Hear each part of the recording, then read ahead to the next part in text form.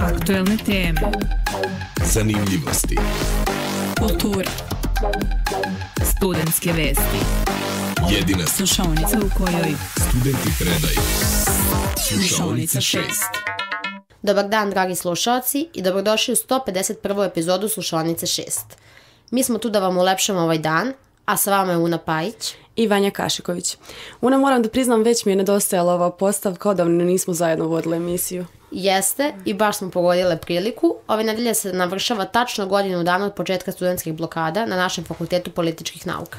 Da, iskreno zvuči mi pomalo nevjerovatno da je prošla već godina, a u meni to iskreno budi ogromnu nostalgiju, neku posebnu energiju, zato što su mi blokade jedno od najljepših studentskih iskustava.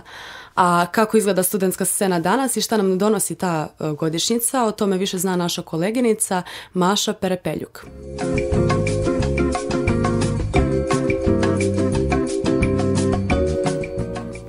Ovu nedelju su obeležile godišnjice blokada. Jedna od njih je bila i godišnjica blokade Fakulteta političkih nauka. Studenti su održali 16 minuta tišine ispred ulaza fakulteta, kao što su i prvog dana blokade. Na zidovima, u hodniku i amfiteatru su okačene desetine slika sa protesta fakulteta i razne druge uspomene koje su studentima obeležile prethodnih godinu dana. Studenti su ovaj dan okarakterisali emotivnim, srećnim i tužnim. Istakli su da njihova borba još uvek nije gotova. Ovakvi događaji krenuli su još prošle nedelje, u subotu 22. novembra, kada je održana šetnja i uspomena na godišnjicu od napada na studente FDU-a i početak prve blokade. Ove nedelje mnogi fakulteti će obeležiti godišnjicu kako u Beogradu, tako i u Novom Sadu. Pitali smo studente našeg fakulteta o godišnjici i njihovim utiscima. Osjećam se i lepo i ružno u isto vreme. Drago mi je da vidim toliko ljudi i da smo svi dalje okupljeni da bismo odali počast da 16 preminulih i oko nekih naših zahteva koje smo postavili, ali mi je žao da ta borba traje i dalje i da nekako ti pomaci koje smo napravili su mali, ali mislim da će dalje biti samo bolje. Jesi li očekivala da ovo traje ovoliko dugo? Ne. Iskreno ne, ali mislim da smo vremenom samo postavili sebi ta očekivanja da ćemo biti tu koliko god moramo i da sad kada smo pokrenuli ovako nešto da samo moramo da istrajemo u tome. Veoma pomešane emocije za godišnjicu blokade. Sa jedne strane, ja sam veoma ponosna na sve moje kolege. Ja mislim da smo stvarno radili jednu veliku stvar. Generalno, kad je u pitanju dizanje građanske svesti, kad je u pitanju generalno organizovanje ljudi, solidarnost među ljudima, nekako osjećam da smo da je država, ali u smislu, naročito studenti Fakulteta političkih nauka, mnogo više povezani sada nego što su bili pre godinu dana. Tako da, pozitive apsolutno su tu. Naravno, svaka revolucija, svaki revolt je proces i ne može se sve raditi od jutra za sutra i dalje će biti i težih dana i lakih dana i još dugih dana dok se sve ne vrati na mesto, ali glavni prvi korak je napravljen. Drago mi je da vidim toliko kolega, toliko poznatih lica sada na 16 minuta tišine koji smo držali za obeležavanje. Nekako baš velik deja vu, sećam se svakoga, sećam se tačno ko je šta nosio, šalim se. Ali fino, stvarno, sumorna atmosfera, teška atmosfera, ali je uvek lepo videti moje najmilije i moje najdraže ovde na fakultetu.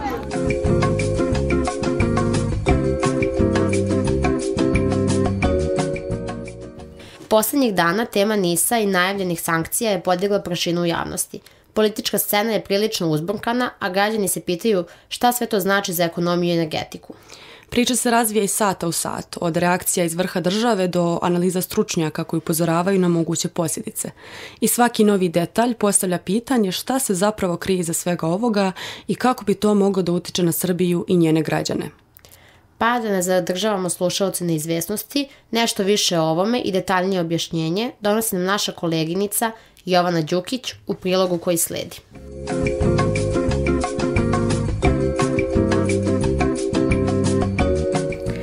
Obustavljen je rad rafinerije u Pančevu usled nedostatka sirove nafte za preradu, nakon što su Sjedinjene Američke Države uvele sankcije NIS-u zbog većinskog ruskog vlasništva.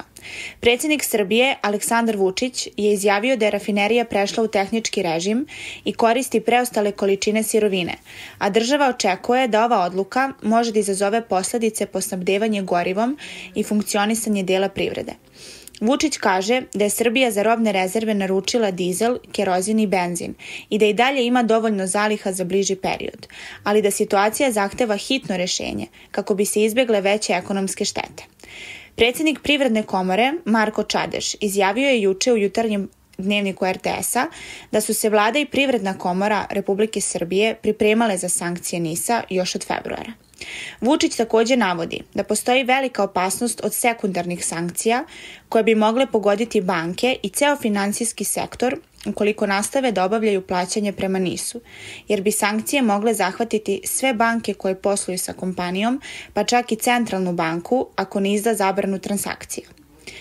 Država će uprkos riziku do kraja nedelje omogućiti neophodna plaćanja kako bi NIS isplatio radnike i obaveze dobavljačima, rekao je Vučić, ali je upozorio da kada kompanija potroši svoje rezerve goriva, država neće moći da joj dopuni zalihe iz svojih rezervi, jer bi to predstavljalo opasnost da se čitava Republika Srbija nađe pod sankcijama.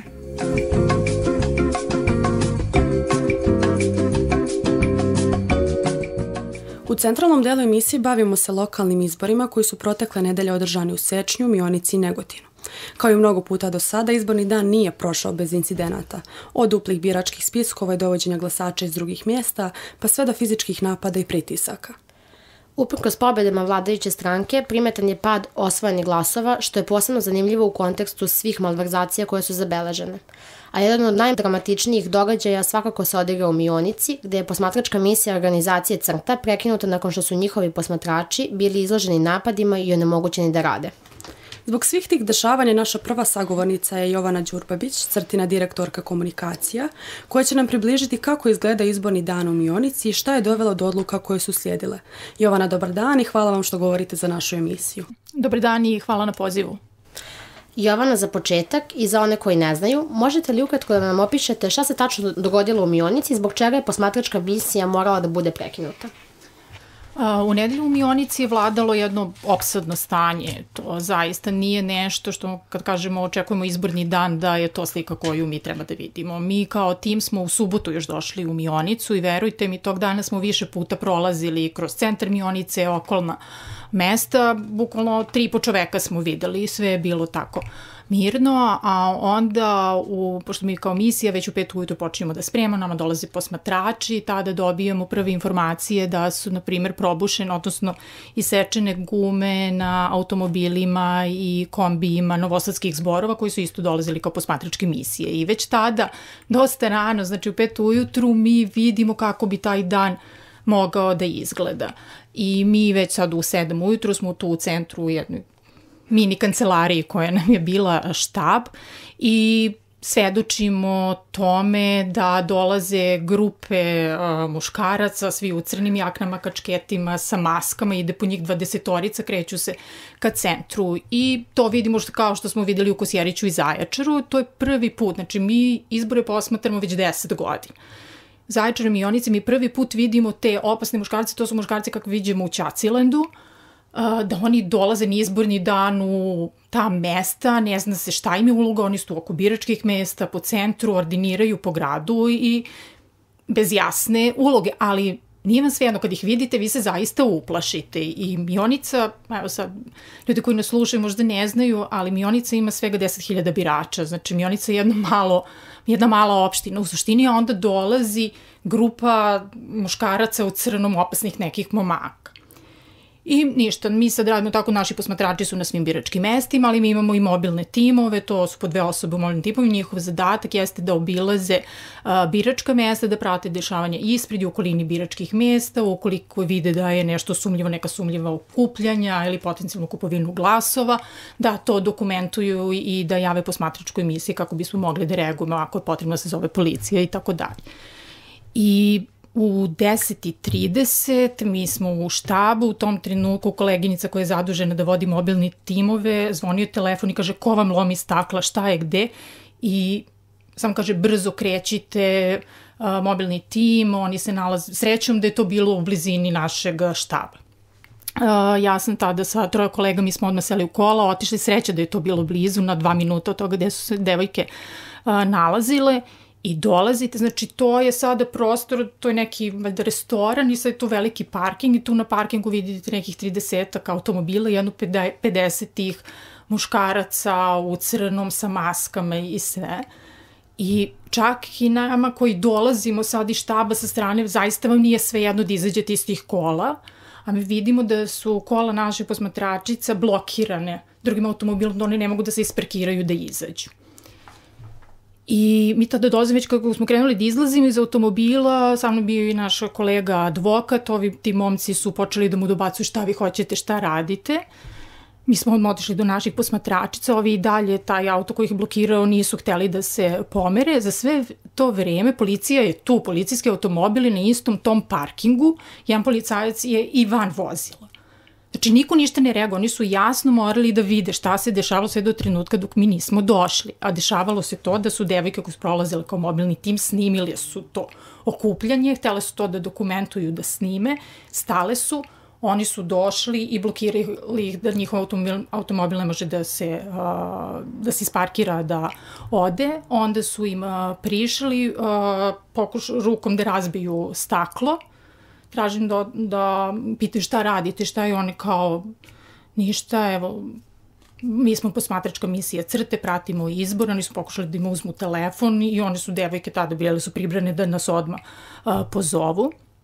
I kako smo mi onda tu došli, policija i dalje ne reaguje, mi ih zovemo, oni dolaze i kao pa šta se dešava tu?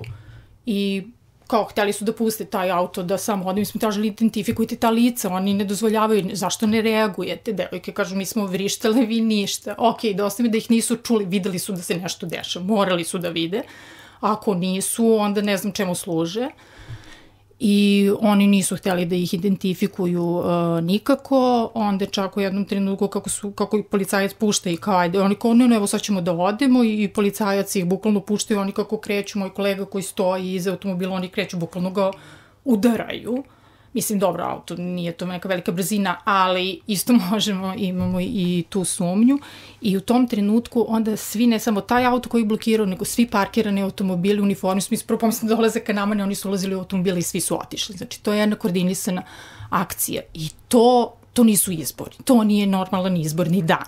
To je direktno ugrožavanje rada ne samo posmatrača, već bilo koga, kako vam kažem, tih 10.000 birača iz Mionice, bez obzira kakvo je njihovo političko opredeljenje, treba da imaju mogućnost da mogu slobodno tog dana da izađu da glasuju za koga god žele. Ovo nije ta situacija. Da li je odluka o povlačenju bila doneta trenutno, na licu mesta, ili ste već imali protokol za ovakve situacije? Mi svakako pre svake misije mi imamo naše protokole i bezbednost posmatrača na prvom mestu. I u svim našim obukama mi našim posmatračima kažem, znači, da sve što mogu da dokumentuju, zabeleže, da to urade, ali samo ukoliko je to bezbedno. U trenutku kada se sve ovo dešavali, kada smo mi došli, mi nismo ishitreno doneli tu odluku i ta odluka je izuzetno teška, ne povlače se posmatračke misije tek tako lako. Kao što sam rekla, mi već 10 godina posmatramo, mi smo samo u 2 slučaja povukli, u oba slučaja su bili lokalni izbori u pitanju, Pećinci i Lučani, i nikada više. Ali ovo je bila situacija u kojoj smo mi svedočili ko su ti ljudi i da to je bilo tek 10:30 ujutru. Sada i mrak pada mnogo ranije, već u 4:30 se ništa ne vidi. Mi nismo bili sigurni kako taj dan može da izgleda, šta može se desi, mi smo odgovorni za naše posmatrače i mi nismo smeli da rizikujemo njihovu bezbednost. I povlačenje jedne posmatračke emisije poput CRTE koja godinama radi po međunarodnim standardima, naši nalazi završavaju i uzimaju u obzir i ODIR, oni završavaju i u nalazima Evropske komisije i tako dalje, jeste jedna poruka ne samo našim građanima da se izborima nije nešto u redu, ja mislim da su naši građani sada toga svesni, već i mnogo šire i međunarodnoj zajednici i Evropskoj uniji, da ne mogu tako olako da prelaze preko toga da u Srbiji, pa dobro, sve okej, ne, nije okej. Mi smo videli onda sutradan i reakciju evropske delegacije u Srbiji, ne kažem da to sada treba da nas teši, ali ne mogu baš da ignorišu sve to i da onda očekujemo da dođe neki pritisak s polja i da mi u nekom trenutku moramo da imamo te parlamentarne izbore gde onda nešto u društvu može da se promeni. Postoje tumačenje da je povlačenje pobeda za one koje vrše pritisak, jer se time prostor za kontrolu biračkih mesta sužava. Kako odgovarate na taj stav? Pre svega, znači, mi smo svedočili posebno sada na ovim lokalnim izborima, bilo je toga i u Kosjeriću i Zaječaru, pojavi kvazi posmatračkih misija. Znači, mi smo i sada ste vi imali u Mionici 14 posmatračkih misija, uključujući i našu. Crta je jedina koja prati izbore po međunarodnim standardima i od nas se očekuje da mi izveštavamo javnost. Ja ne znam da li je bilo ko, pa čak i od medija traži od drugih posmatračkih misija da li imaju izveštaje šta se zaista vidi. I s jedne strane, ja pozdravim odluku, mi znamo da su 2 novosadska zbora da su imali posmatrače i u Sečnju i u Mionici i to je to što želimo da se građani angažuju da nadgledaju izborni proces, ali mi smo imali 5 kvazi posmatračkih misija koje su povezane sa vlašću, čiji je zadatak u stvari da upravljaju radom biračkog odbora. I mi smo to rano jutra, mi dok smo bili na biračkim mestima do 11, već videli da se oni vrlo mešaju u sam izborni proces, da birački odbor ne reaguje. Mislimo da naše povlačenje ima težinu i ima poruku i to je jedna, kako vam kažem, svi imamo gorak ukus u ustima što smo morali da se povučemo i svi smo mi različiti. I među najim posmatračima ima neko pa ne, da li treba možda smo ostavili te ljude na cedilu, tu je bilo i drugih posmatrača, bilo drugih misija, ali mnogo važno je da vodimo računa o tome, na biračkim odborima, članovi biračkog odbora nisu bili samo iz vlasti. Bili su iz opozicije, mislim, kako vam kažem, nisu posmatrači, nekada često se očekuje, sama reč posmatrač, kaže ti posmatraš i izveštavaš, ne možeš da se mešaš. Znači mi ne možemo da odemo na biračko mesto i dok oni krše neku proceduru da se mi mešamo i da ih na taj način sprečamo. To nije uloga posmatrača. To mogu da rade neki drugi akteri, posmatrači to ako hoćemo zaista što je uloga posmatrača, posmatrači to ne mogu da rade. Mi smo povukli naše posmatrače, ali nismo mogli da im garantujemo bezbednost, ali je naš pravni tim i naš štab mi smo ostali u Mionici. Nam je vrlo važno, mi smo imali taj broj na koji su građani mogli da nam se jave ukoliko su pod pritiskom, vide neke nepravilnosti ili kako god. Nama je od jutra taj telefon bio pod napadom, sistematskim napadom, ne znam, hajde da kažemo botova, konstantno su zvali sa različitih brojeva telefona ako se vidi da je ista centrala da bi oni omogućili građane ako im je potrebna pomoć da nas u stvari dobiju. Tako da vidimo da je to sve sistematski, ništa to nije slučajno što se to tu dešavalo. Mi smo videli i u Zaječaru i u Kosjeriću te paraposmatračke misije, njihov cilj osim da upravljaju izbornim procesom jeste bio i da vrše pritisak na crtene posmatrače, ali i da pokušaju da uruše kredibilitet. I to smo videli posle u zapisnicima sa biračkih mesta kako ostavljaju tako komentare. Eto, naši posmatrači šetaju se ispred biračkog mesta. Mi smo svi vidno obeleženi, mi se ne krijemo kosno. Onda je bilo pa sve do toga kako se naša 2 posmatrača u dvorištu ispred biračkog mesta ljube. Eto, ako je to nepravilnost, okej. Možemo slobodno da zaključimo, naravno da je bezbjednost posmatrača apsolutni prioritet. Gdje onda vi povlačite granicu između javnog interesa da se izbori nadgledaju i te lične bezbjednosti vaših ljudi na terenu? Mislim da je bezbednost na prvom mestu i mislim da je neophodna, mislim mi ne živimo u normalnom društvu. I svima su nama ovde uloge malo sada i pomešane i pitanje jeste uloga. Koji su to izbori, znači za lokalnu zajednicu su najvažniji ti lokalni izbori i mi smo i sada otišli da budemo u sve ove 3, verujte, nije lako organizovati posmatračku misiju i tek tako otići. To ljudima vrlo tako deluje kao da mi se skupimo odemo. Ne, tu je mnogo truda, rada, energije, organizacije i to ni malo nije lako, posebno na 3 mesta biti istovremeno. Mislim da svi energiju treba da uložimo u te parlamentarne izbore koji će biti ili redovni ili vanredni kako god u narednih godinu i po dana svakako nas očekuju. A to jesu izbori koji mogu da promene ovo društvo zaista. Jer na lokalnom nivou oni jesu važni, mislim da su ovi rezultati koji su ostvareni, da jesu pobeda. u stvari ne mislim na rezultate vladajuće stranke, mislim na opozicijnu studentske liste, sad ne znam, bilo u različitim opštinama, da uprkos tolikim pritiscima, manipulacijama, mi jasno vidimo da ljudi jasno kažu ne. Iako niko nije očekivao da će sada opozicijne studentske liste pobediti u ove 3 opštine. Mislim, kako vam kažem, u malom sečnju zaista da osvoje 1/3 glasova, to je ravno čudu. U tom malom mestu gde se svi znaju, gde svako zna kako glasa, da nekad mislim da su svi ono iznadili otkud ovi ljudi. Ljudi su se ohrabili, možda neće javno reći, ali na kraju što zaokruže na tom listiću i to mislim da ta poruka da je to glasanje i dalje javno, da moramo svi da edukujemo ljude. To posebno, kako vam kažem, vlast zloupotrebljava neznanje, neinformisanost, kroz svoje sredstva propagande, truju bukvalno ljude koji su nenamerno njima dali poverenje i oni ih zastrašuju da ljudi zaista misle da neko će da zna kako si ti glasa. U suštini niko ne može da zna kako si ti glasa i da to je sad zadatak svih aktera, do tih nekih parlamentarnih izbora, da ljude edukujemo, da ih ohrabrujemo, da se povezujemo, kontrola na samim biračkim mestima. Posmatrač nije jednako član biračkog odbora, odnosno kontrolor, kako se to zove. Mi nemamo nikakve zakonska prava da reagujemo, da članovi biračkog odbora imaju i zato je mnogo važno, da kažem, da li smo mi ostavili ljude. Mi bismo voljeli da nismo morali da se povučemo, ali članovi biračkih odbora imaju zakonske mehanizme kako su mogli da reaguju ukoliko šta se dešava na biračkim mestima.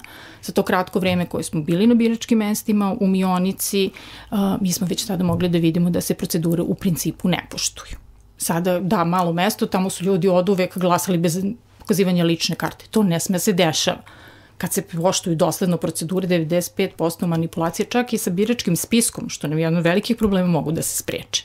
Zato mislim da je ta kontrola mnogo važna i da se nekada ne očekuje previše od posmatrača, a premalo od članova biračkog odbora. A da li ste nakon incidenata imali bilo kakvu reakciju od institucija, dakle od policije, od izborne komisije i slično? Ne, izborna komisija se ne meša, ne treba ni očekivati, prosto oni se bave samo onim što se dešava unutar biračkih mesta. Znači, policija na samom licu mesta, ako su bili tu, ništa nisu radili. Naš advokat je s našim posmatračicama odmah otišao u policiju. Policija tu nije htela da sačini takozvanu službenu belešku, kako se to formalno zove, čak ni taj korak, ali opštinsko javno tužilaštvo u Mionici je reagovalo, tužiteljka je onda pokrenula postupak zbog ugrožavanja bezbednosti i onemogućavanja kretanja, sad ne znam kako se pravno to tačno, lišavanja kretanja, tako valjda se zove pravno, tako da nas je to iznenadilo da tužilaštvo reagovalo, naredilo policiji da identifikuju ta lica, pa sad ćemo da vidimo dalje, da pratimo proces, ali eto, jedne institucije reagovalo, vidjet ćemo šta će se dalje desiti, ali policija neko je treba da nas zaštiti. Mislim, kako vam kažem, policija je tu sve dok se to dešava, oni apsolutno ne reaguju, prave se blesavi. Očekujete li da će se ovakvi incidenti ponavljati na nekim budućim možda? Ja apsolutno očekujem da svaki naredni lokalni izbori, a čini mi se da u prvoj polovini naredne godine ima još 10.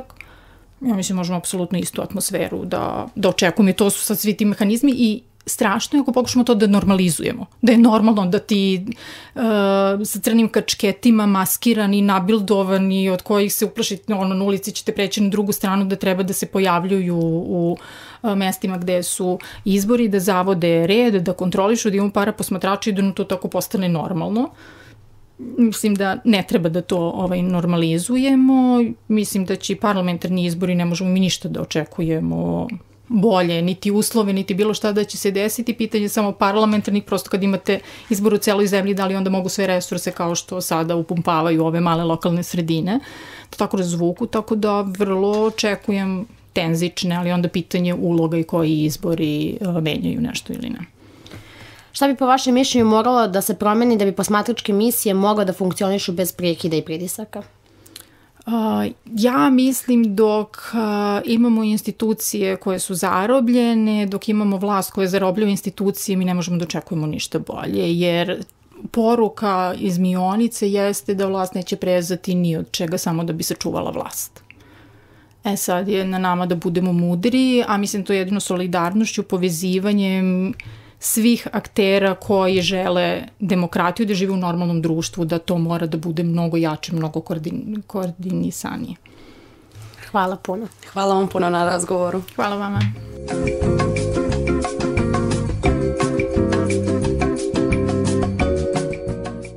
Naš drugi sagovornik je Adrian Kraljević, student Fakulteta političkih nauka, koji je izborni dan proveo u Mionici kao posmatrač.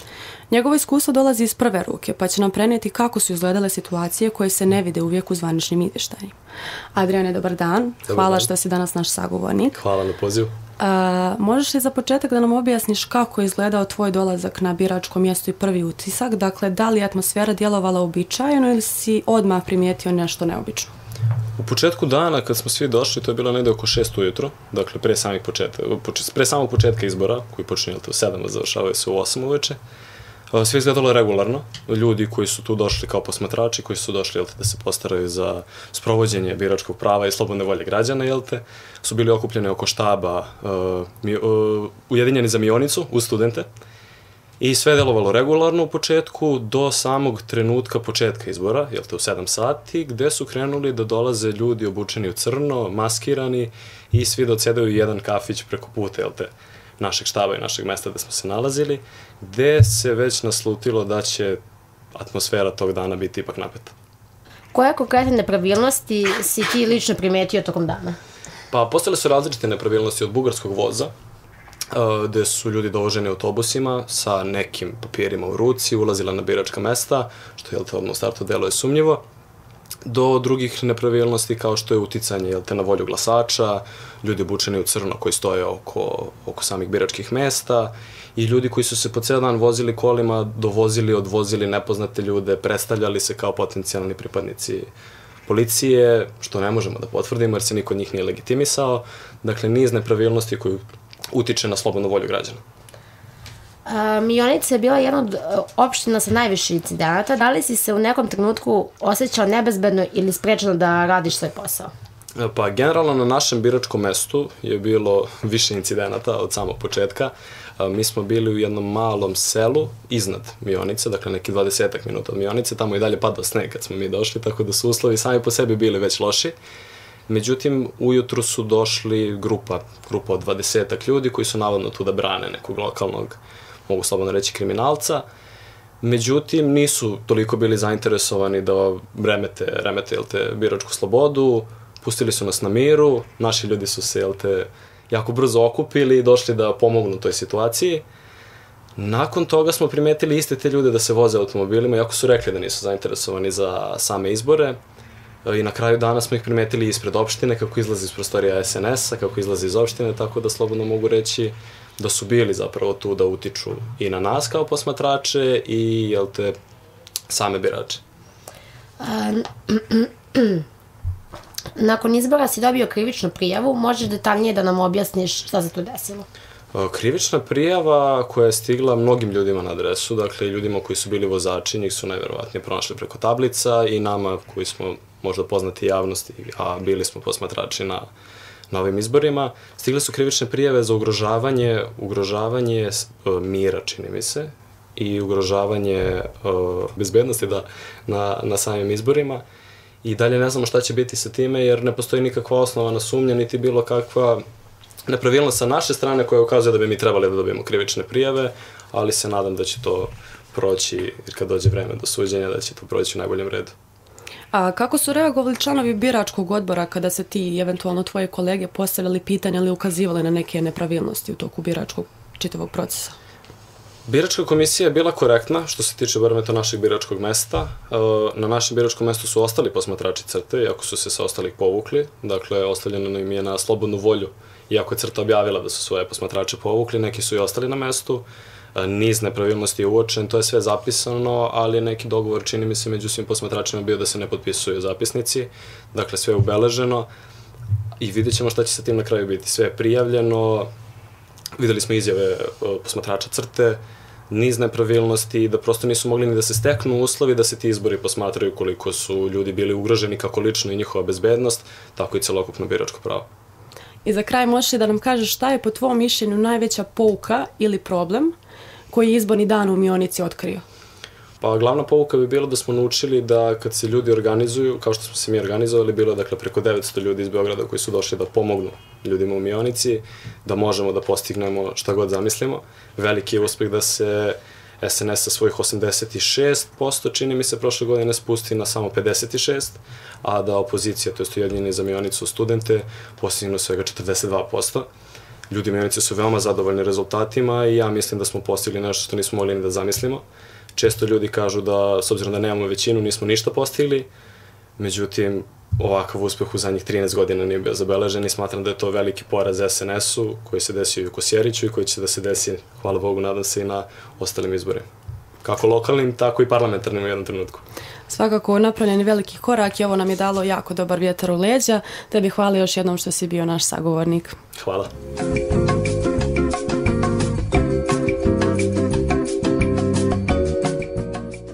Ove nedelje kulturna scena Beograda je bila baš živa. Od filma i mode do festivala uz dobru muziku. Jako raznovrstan i dinamičan program. Baš tako. U fokusu su festival nezavisnog filma u Domu omladine, obilježavanje Međunarodnog dana osoba sa invaliditetom, a tu je koncert naše kolege i njegovog benda Logička greška na Rock and Rakija festivalu. Da ne otkrivamo previše unapred, sve detalje o tome šta nas očekuje, šta je najzanimljivije, gde je vrijednost vratiti, pripremila je naša koleginica Nina Jeftić u prilogu koji sledi.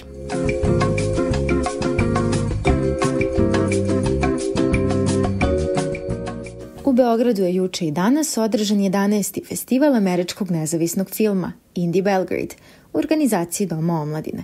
Ovogodišnje izdanje donelo je niz premijernih ostvarenja savremene američke nezavisne scene. Festival se i ove jeseni potvrdio kao važan deo beogradske kulturne ponude. Serijal Žikina dinastija dobio je novi nastavak. U kragujevačkom bioskopu ove nedelje održana je premijera filma Povratak Žikine dinastije. Crvenim tepihom prošetali su glumci Nikola Kojo, Vesna Čipčić, Nikola Brun i drugi, uz veliko interesovanje publike. Naš kolega Matija Savković nastupio je sinoć sa svojim bendom Logička greška na 3. Rock and Rakija festivalu, održanom na Dorćol placu.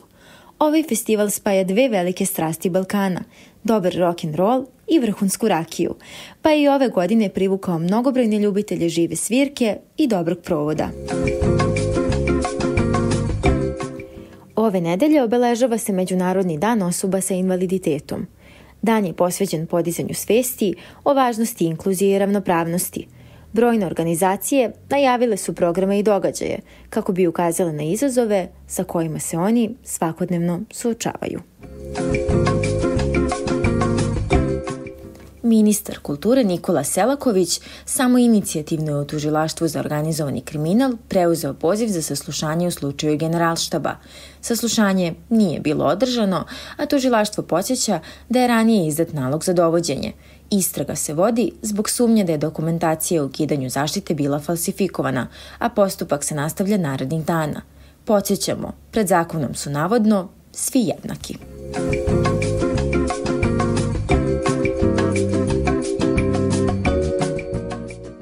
Sport nam je ove nedelje stvarno bio bogat i na terenima i van njih. Toliko različitih utakmica i rezultata da jedva stižemo sve da ispratimo. Bilo je raznih dešavanja, fudbal nam je donio nekoliko zanimljivih obrata, a košarka, posebno duel Srbije i Bosne, bila je jedna od onih utakmica koje drže tenziju do posljednjeg napada. Sve u svemu dosta materijala za jedan dobar sportski pregled. A šta je zaista obilježilo nedelju, pripremila je naša koleginica Teodora Milošević u rubrici Sport.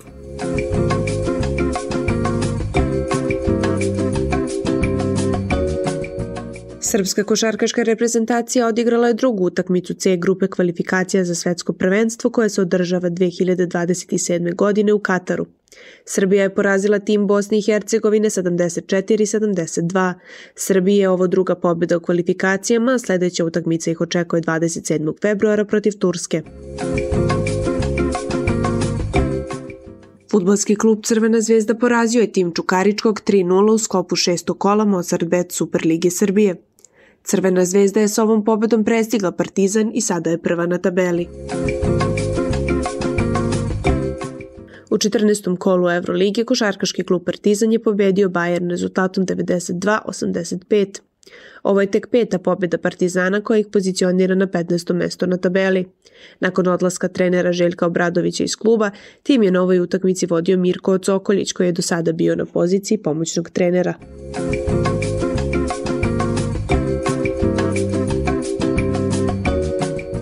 Dragi slušalci, hvala što ste i ovaj petak bili sa nama, a mi se slušamo i sljedećeg petka u 6. Ćao! Ćao! Aktuelne teme. Zanimljivosti. Kultura. Studentske vesti. Jedina slušaonica u kojoj studenti predaju. Slušaonica 6.